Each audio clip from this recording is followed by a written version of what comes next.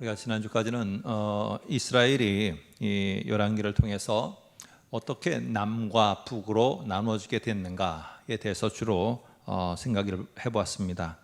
이제는 오늘부터는 이 남과 북으로 이스라엘이 나누어진 다음에 어떤 일이 벌어지게 되었는가에 대해서 우리가 한번 생각을 해보려고 합니다.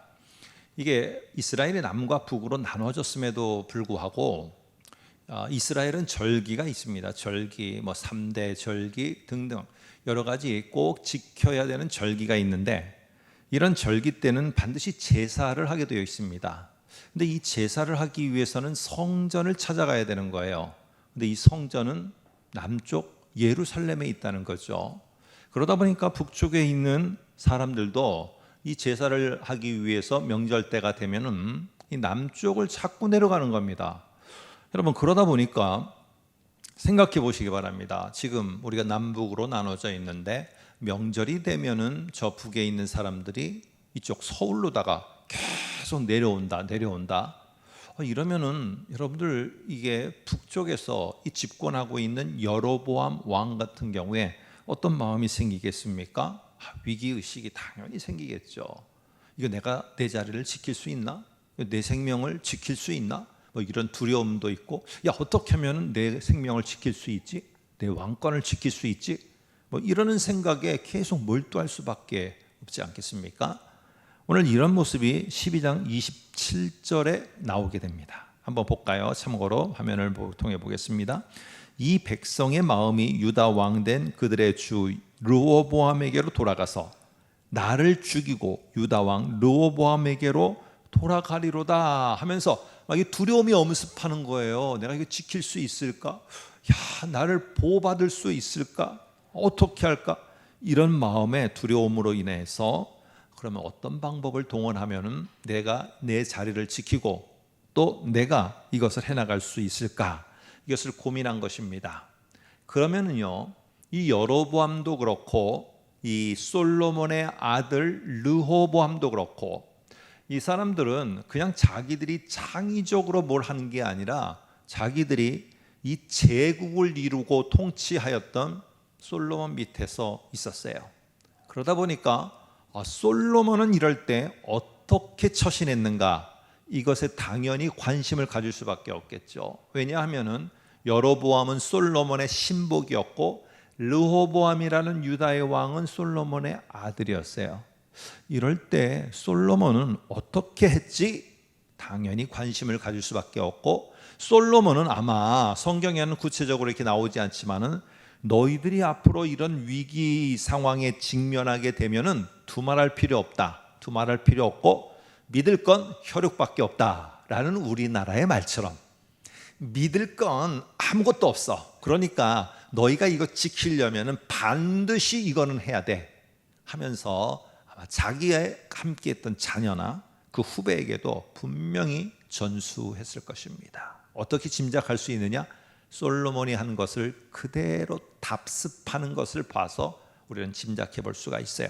솔로몬은 제일 먼저 했던 게 무엇이냐면은, 초창기에는 듣는 마음이 있어서 하나님의 말씀이 들렸어요. 그러니까 하나님의 말씀이 들리니까 하나님의 말씀을 내가 신뢰해야겠다.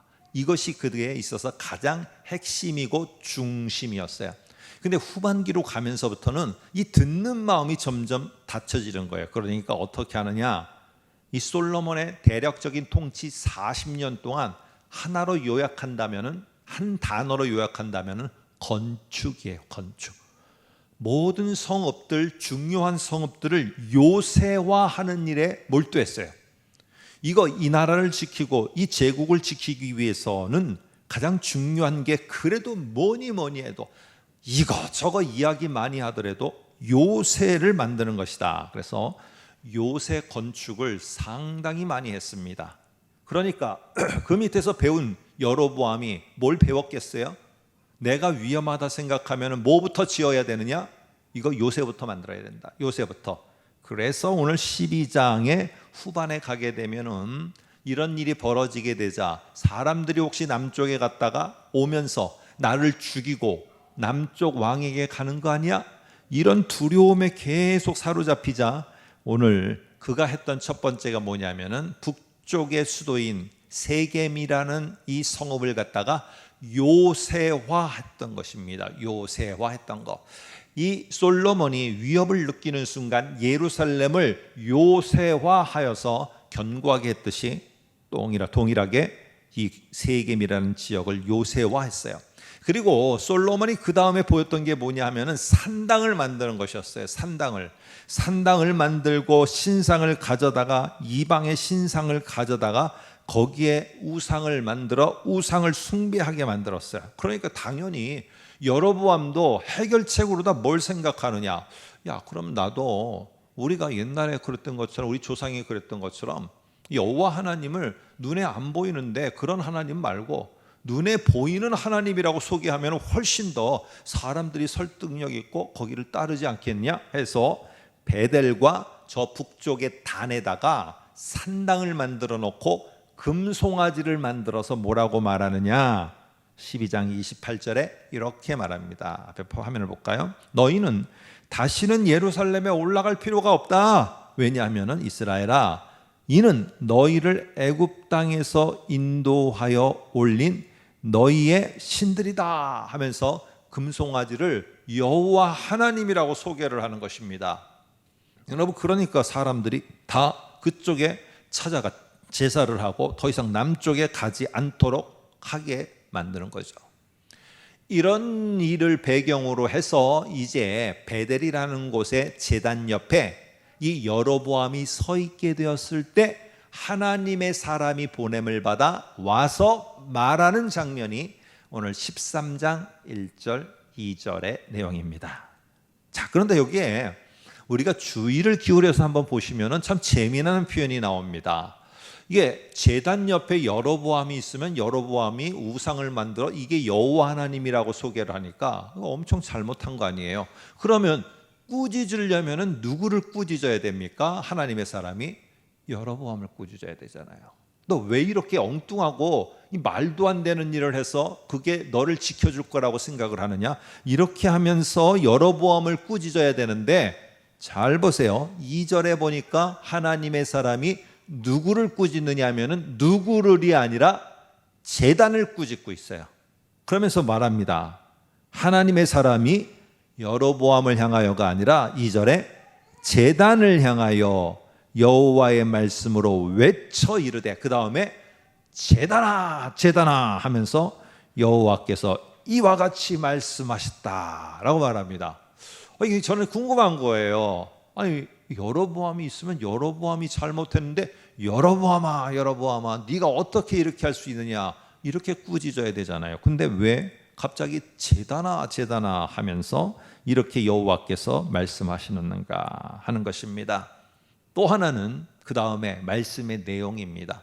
말씀의 내용이 뭐냐 하면은 다윗의 집에 2절 뒤에 보니까 요시아라 이름하는 아들을 낳으리니 그가 내 위에 분향하는 산당 제사장을 내 위에서 제물로 바칠 것이요 또 사람의 뼈를 내 위에서 사르리라 이렇게 말합니다. 한마디로 말하면은요, 이 산당 제단 중심으로 하는 이 종교와 이 삶의 패턴은 완전히 너희에게서 싸그리 다 허무한 것으로 되돌아갈 것이다. 사람의 피 가득 제단을 덮이고 이러면서 제단은 다 부정한 것이 되고 전혀 가치 없이 더럽혀질 것이고 금송아지 우상과 제단 그리고 그것을 집례했던 제사장들은 거기서 죽임을 당할 것이고, 여러분 이렇게 말하므로 이 제단을 통해서 행해지고 있는 종교가, 이 제단을 통해서 행해지고 있는 모든 행동이 너와 네 모든 일들과 네가 하고 있는 것들을 절대로 보호해주지 못할 것이다. 이 말은요, 너는 솔로몬으로부터 잘못된 것을 전수받았고 솔로몬은 지금 자기 아들과 신복에게 잘못된 것을 전수해 준 것이라는 것을 그들은 철저하게 깨닫게 하겠다는 겁니다. 여러분, 우리는요 어떤 일을 시작할 때가 있어요. 또 어떤 사람들은 한 단계 업그레이드 돼서 나아갈 때가 있어요. 직장 생활을 하는 사람들도 그렇고 내가 한 단계, 우리로 말하면 승진이라고 할까요? 승진을 하려고 할 때 사람들은 이렇게 말합니다. 라인을 잘 서야 된다. 이 말은 그 라인에 서 있는 사람이 어떤 라인을 붙잡고 있느냐, 그 꼭대기에 있는 사람이 나를 지켜주고 보호할 것이라는 거예요. 근데 드라마를 보면은 처음에는 그렇게 했다가 어느 정도 쓸모가 다하면은 폐기 처분합니다. 그러면 그때 상처를 받는 거예요. 나에게 어떻게 나에게 이렇게 할 수가 있을까? 여러분, 이 땅에는 어떤 것도 나의 보호와 나의 모든 것을 지켜줄 수 있는 것, 그것을 보장할 수가 없음을 말해주는 겁니다. 아무리 제단 금송아지를 만들어 놔봐라, 그게 너희를 보호해 줄 것 같으냐? 그때 가서 죄다가 무너지고 깨지고 다 불타 없어질 때, 그때서야 너희가 이것이 허무한 일이었구나 라는 것을 깨닫게 될 거라는 겁니다. 저는 기성세대입니다. 이 부모 세대이고, 저희 부모로부터 이렇게 들었던 말도 젊을 때에도 그런 말을 들었어요. 너는 꼭 직장을 가더라도 안정된 직장을 꼭 선택해라. 이렇게 도전적이고 뭔가 이렇게 안 해본 것 같은 거, 이런 거 하지 말아라. 안정적인 거를 해라. 그 말 속에는 뭐가 있느냐? 저희 세대 속에, 그래서 저희 세대가 일을 선택해 가거나 직업을 선택해 가는데 가장 중요한 기준은 뭐냐? 정년이 있느냐 없느냐. 정년을 보장해 주는 직장이냐, 정년을 보장해 주지 않는 직장이냐. 이게 상당히 저희의 모든 것을 결정하는 중요한 기준이 되었어요. 안 그렇습니까? 저하고 비슷한 세대나 연세 많으신 분들, 저희 앞에 밑에 있는 분들 다 그럴 겁니다. 정년이 보장되는 겁니까? 정년이 확실한 겁니까? 그래서 그 정년이 나의 삶까지도 보장해 줄 것이라는 것이 암암리에, 심지어는 신앙을 갖고 하나님을 믿고 있는 우리조차도 이 정년이라는 게 나의 생애를 보장해 줄 것으로 여기고 우리는 살아간다는 거예요. 우리는 그렇게 여기고 있다는 것이죠. 그런데 요즘 시대는 좀 달라졌습니다. 요즘에 제가 읽고 있는 다크호스라는 책에 등장하는 하나의 용어인데, 이 미시적 동기라는 용어를 씁니다. 조금 어려운 표현 같지만은요, 이거의 반대는 거시적 동기입니다. 다시 말해서 나를 움직여가는, 나를 막 이렇게 기쁘고 즐겁게 움직여가는 게 거시적이라는 것은 큰 꿈이에요. 큰 꿈. 내가 앞으로 우리 어릴 때 모대기님 대통령 되겠습니다 하면 이 큰 꿈, 이건 거시적. 그런데 요즘 젊은 사람들, 다크호스라는 거는요, 생각지도 안 했던 말이 1등을 하는 것처럼, 다크호스라는 거는 생각지도 안 했던 사람이 생각지도 못했던 영역에서 확 두각을 나타내는 거예요. 두각을 나타내는 거. 그런데 이런 사람들의 특징 가운데 하나가 뭐냐면 미시적 동기라는, 이게 뭐냐 하면은 별것 같지도 않아요. 아주 사소한 건데 이게 너무 즐거운 거예요. 그래서 나는 너무 즐거워서, 나는 너무 즐겁게 생활하기 위해서 했는데, 이게 소위 말해서 확 뜨고 이게 사람들에게 참 새롭다라는 인상을 남겨주는 거라는 거예요. 여러분, 한 대표적인 예가 미국에 있는 한 젊은 여성의 예인데, 이 여성은 가졌던 탁월한 재능 가운데 하나가 킹 메이커, 킹을 만드는 아주 탁월한 재능이 정치권에서 있었어요.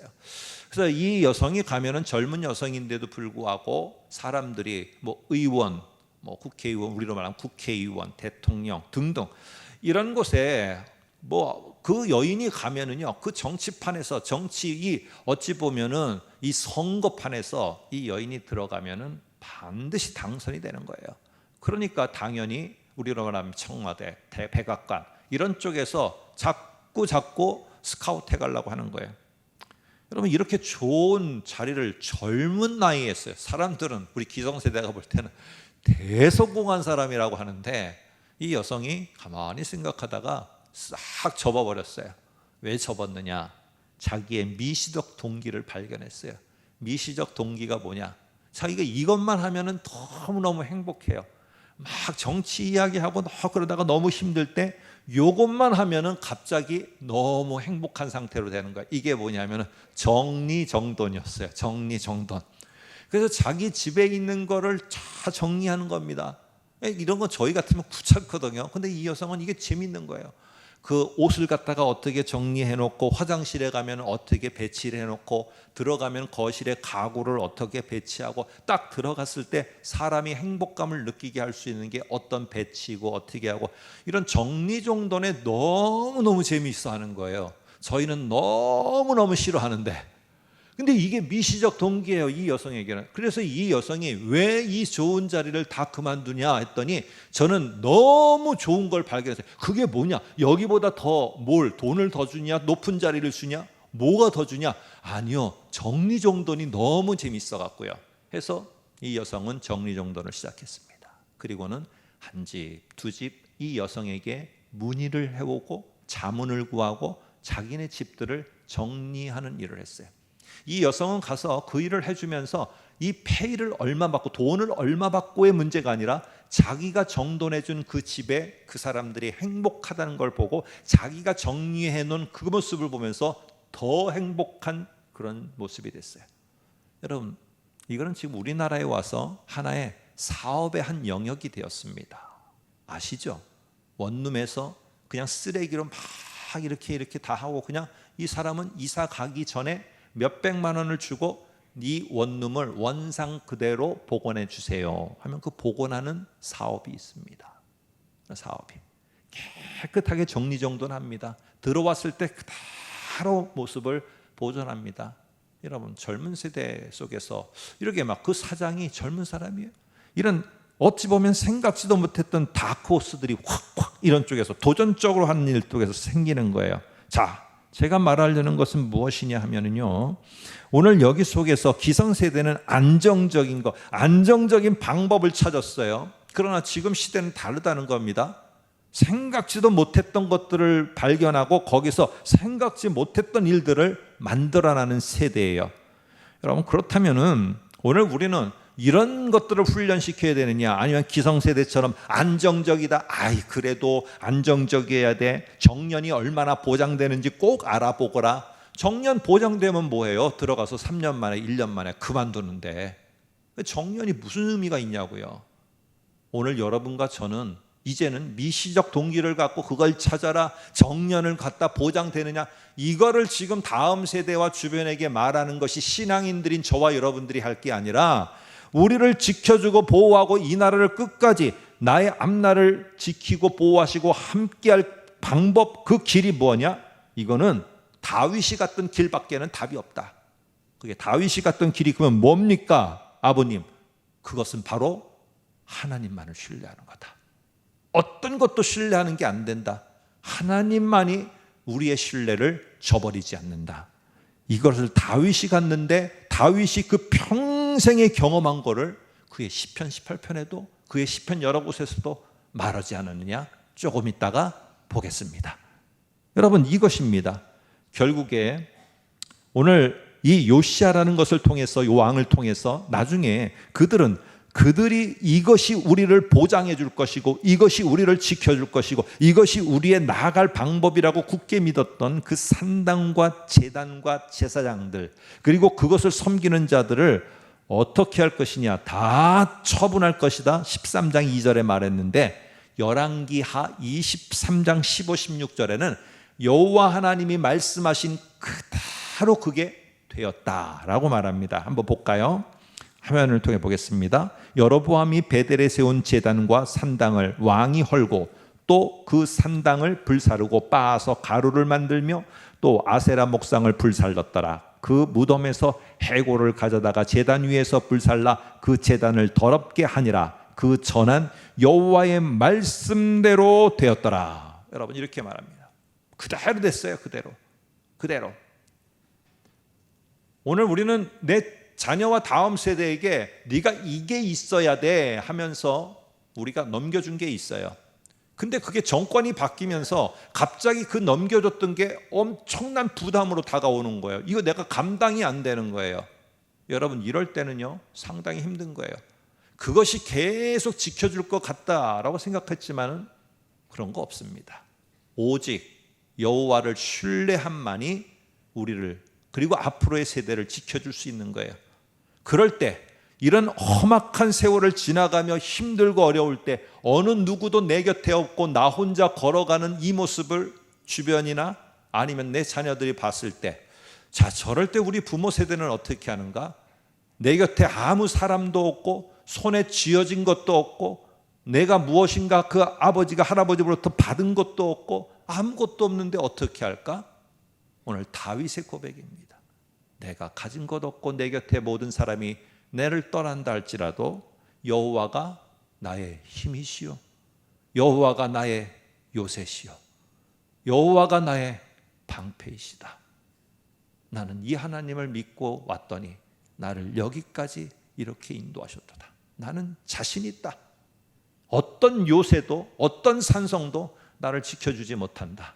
오직 그 산성과 요새와 반석이 되는 분은 여호와 하나님밖에 없다. 이것을 누가 봤습니까? 솔로몬이 봤어요. 그럼 자기도 그걸 전해줬어야 되잖아요. 처음에는 왜 잘 받았다가 왜 전달할 때쯤 되니까 요새 만들어라, 그리고는 산당 만들어라, 이것을 전해주고 받아야 되느냐는 것이죠. 여러분, 왜 솔로몬도 그렇고 이스라엘 백성도 르호보암, 여로보암 모든 자들이 하여튼 틈만 있으면 하나님이 그렇게 하지 말라고 했는데 왜 우상 숭배를 그렇게 하는 겁니까? 우상 숭배하다가 패망한 거 분명히 봤어요. 근데 자기 때 되니까 또 우상 숭배해, 또 우상 만들어서. 아니, 왜 그러는 걸까? 아니, 우리 아버지 때 그렇게 망한 거 봤어요. 그런데 우리 또 아들이 또 해요, 우상 숭배를.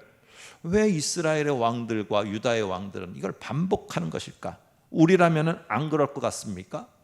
우리는 적어도 내가 예수를 믿은 다음에 명절 때 제사 드리는 거 없애고 예배로 바꿨습니다. 나는 더 이상 이제 우상 숭배 없습니다. 여러분, 그거는 그렇게 하면 우상 숭배가 없어진 것입니까? 혹시 내가 우상 숭배의 진짜 의미를, 이 왕들이 했던 우상 숭배의 진짜 의미를, 하나님 대신에 하나님이라고 여기고 했던 그 행위를, 그 중요한 의미를 내가 지금 깨닫지 못하고 있는 건 아닙니까?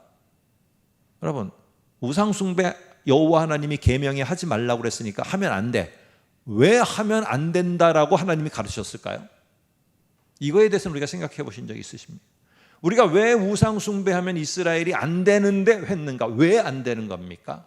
그게 어떤 의미이기 때문에. 자, 지금부터 한번 생각해 보겠습니다. 오늘 이 중요한 대를 이어가고 후배에게 넘겨준 우상 숭배의 문제, 이거는 솔로몬의 후반기부터 시작됩니다. 솔로몬은 이가 자기가 보호를 받고 자기가 살아남기 위해서 산에다가 산당을 만들어 우상을 두고 우상 숭배를 했습니다. 한번 11장 6절 7절을 참고해 볼까요? 이렇게 말합니다. 여호와의 눈앞에서 악을 행하여. 자, 솔로몬이 악을 행하여서, 이 말은 앞으로 열왕기를 볼 때 상당히 중요하게 나옵니다. 여호와 보시기에 악을 행하여, 여호와 보시기에 죄악을 행하여. 이럴 때 우리가 짐작하는 것처럼 짐작을 해서 이런 윤리적인 것을 가지고 그들이 이런 윤리적인 악을 했구나, 이거 참 나쁜 사람들이네, 이러면 안 됩니다. 여기서 지금 말하는 악은 뭐냐 하면 그 다음에 나옵니다. 모압에 가증한 그모스를 위하여 예루살렘 앞산에 산당을 지었고. 자, 중요한 표현이에요. 예루살렘 성전이 있는 예루살렘 앞에 산 감람산입니다.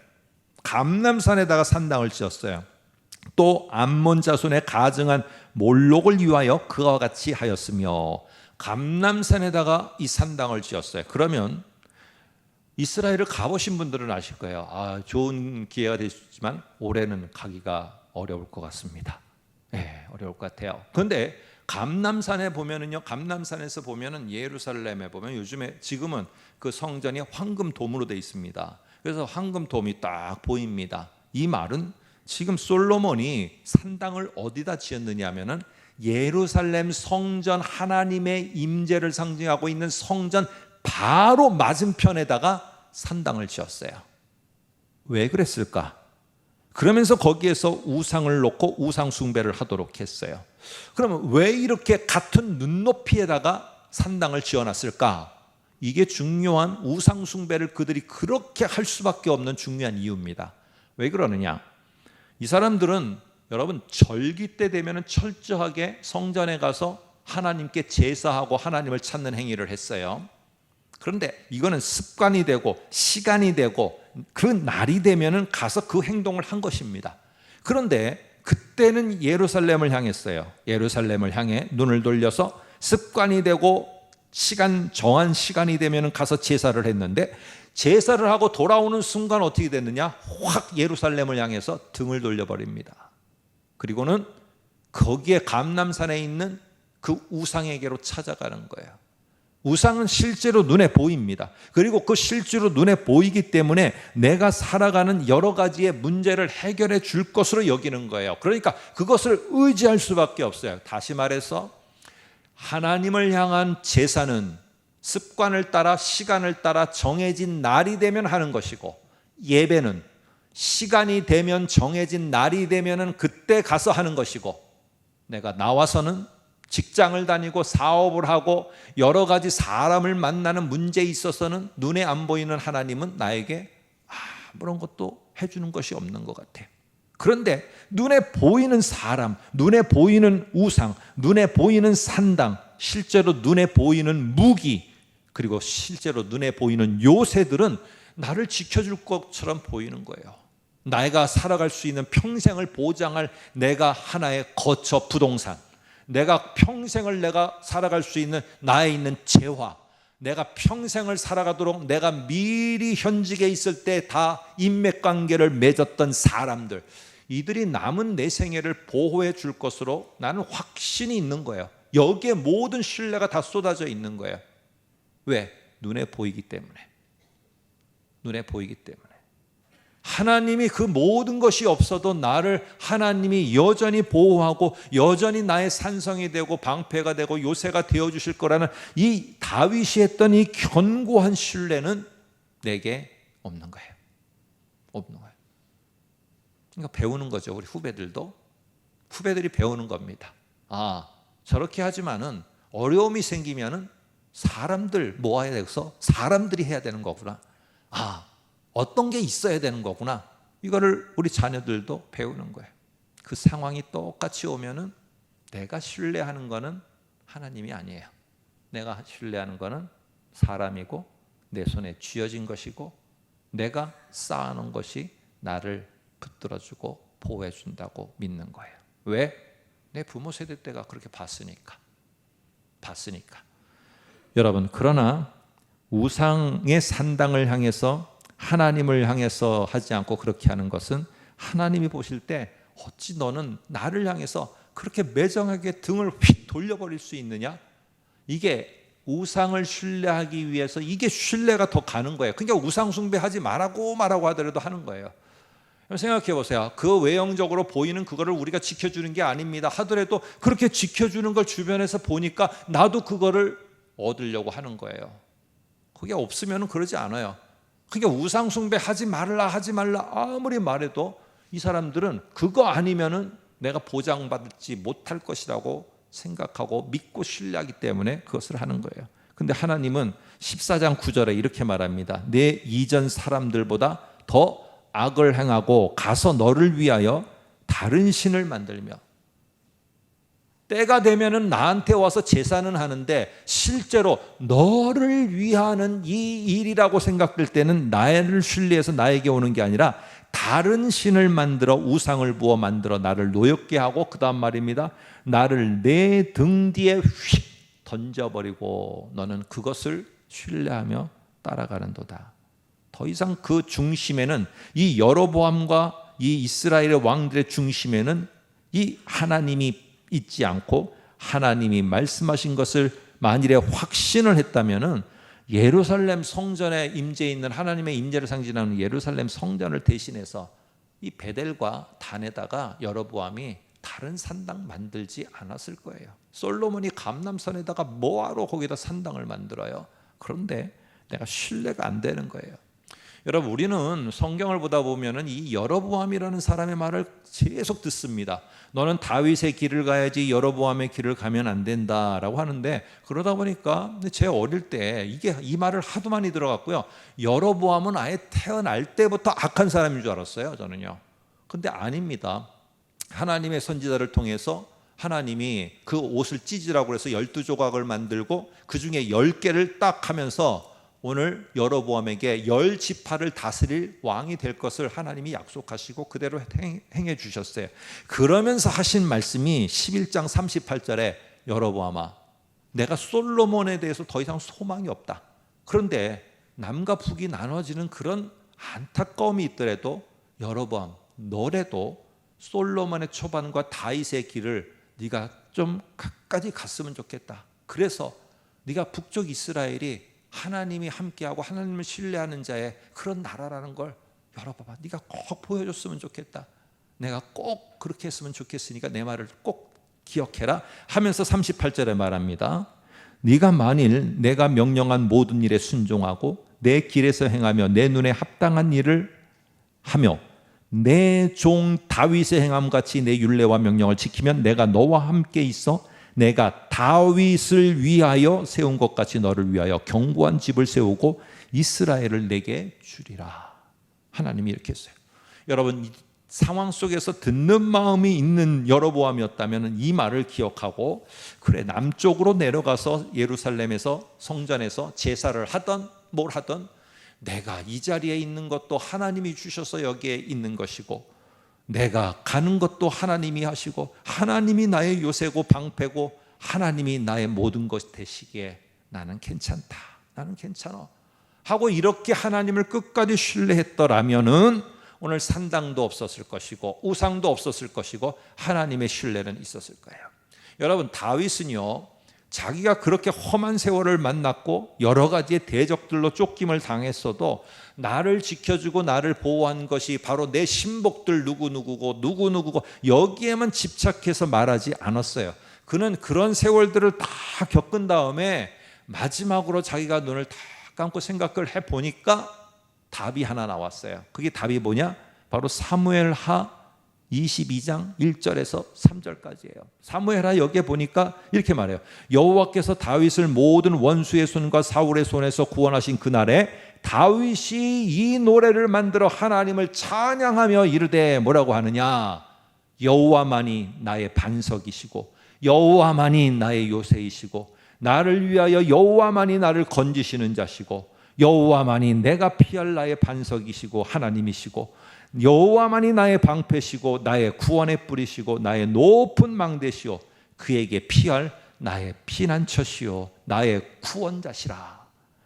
오늘 이 모든 용어들 대부분은요, 특별히 요새, 방패, 우상 이런 것들은 누가 주로 주변에서 썼던 거냐면 솔로몬, 르호보암 그리고 여로보암이 썼던 거예요. 뭐로 여기면서 요새, 방패, 우상 이런 것들이 정략 결혼을 한 그런 것들, 사람들이 나를 지키고 보호하는 중요한 요소다. 내 아들들아, 이거를 꼭 너희도 해야 된다. 이 왕들은 이걸 강조했어요. 그런데 다윗은 뭘 강조했냐? 진짜 나의 요새는 그런 것들 아니고 진짜 나의 구원이요 반석이요 방패는 그런 게 아니라 여호와가 나의 진짜 방패요 구원의 뿌리요 나의 요새요 산성이시다 하며 이 여호와만을 신뢰하는 것을 보였습니다. 여러분, 아들인 솔로몬 봤어요. 초창기에 자기도 듣는 마음을 가지고 이걸 수용한 것입니다. 여러분, 중요한 것은요, 여호와 보시기에라는 말을 이 성경은 자주 씁니다. 근데 여호와 보시기에 선은 무엇이냐? 다윗의 길을 가는 거예요.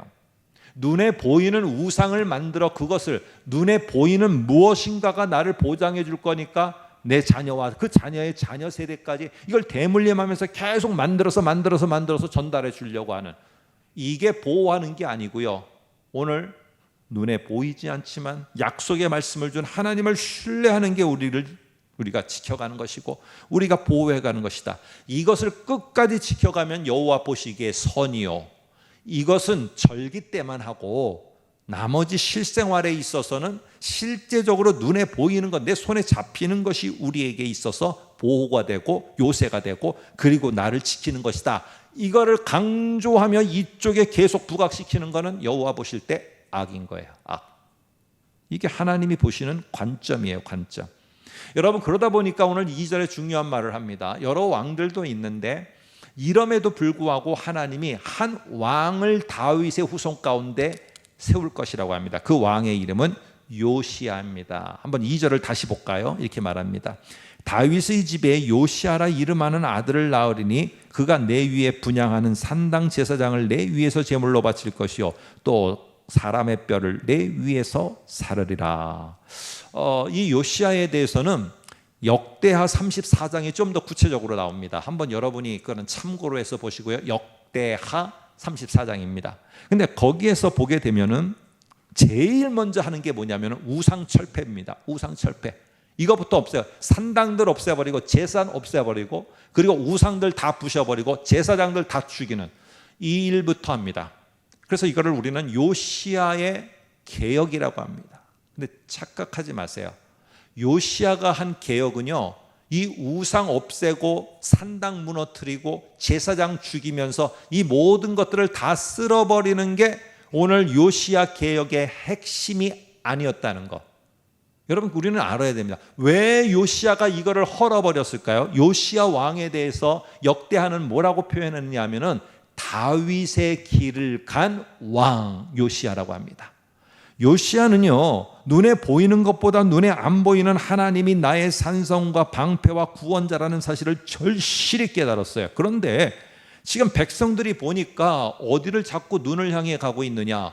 등은 하나님에게 가 있고 눈은 저 산당에 가 있는 거예요. 그러니까 요시아의 마음에 자꾸 눈이 가는 저거를 무너뜨려 버리면은, 저거를 싹 정리해 버리면은 나의 백성, 이스라엘 백성, 하나님의 백성이 눈을 돌려 예전과 같이 이제는 다시 중심이 하나님께로 돌아오겠구나. 나는 이게 너무나 절실하고 너무나 확신이 드는데 왜 저들은 그게 확신이 없지? 안 되겠다. 이게 확신이 있는데 이게 옳은 길이니까 하나님을 향하도록 하기 위해서는 저걸 청소해야지 거기에 다시 눈을 안 둔다. 이래서 한 것입니다. 한번 볼까요? 역대하 34장 3절 이 화면에 띄워놨습니다. 아직도 어렸을 때 곧 왕위에 있은 지 8년에 그가 조상 다윗의 하나님을 비로소 찾고 제20년에 유다와 예루살렘을 비로소 정결하게 하여 그 산당들과 아세라 목상들과 아로 새긴 우상들과 부어 만든 우상들을 제거하여 버리매. 이렇게 말합니다.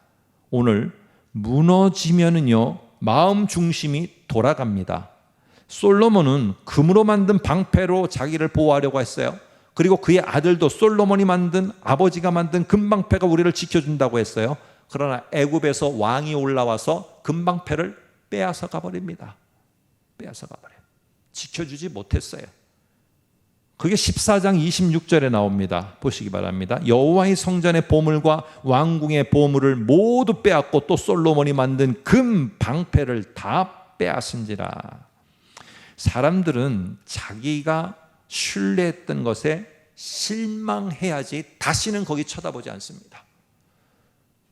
나를 갖다가 뭔가 끌어줄 것 같았던 그 사람, 그래서 그 사람을 내가 그렇게 신뢰했는데 그 사람이 매정하게 나에게 등을 획 돌리는 순간에, 좀 다른 표현으로 하면은 내 등에 칼을 꽂는 순간에 실망과 좌절과 그러면서 낙심이 내게 올 때 그때서야 사람을 붙잡는 것에 대해서 내려놓게 됩니다. 내 중심이 이제 서서히 다른 데로 이동하게 됩니다. 내가 가졌던 그것들이 어느 순간에 갑자기 무너지기를 시작할 때, 그때 우리는 중심 이동이 일어나게 됩니다. 누구로요? 하나님께로.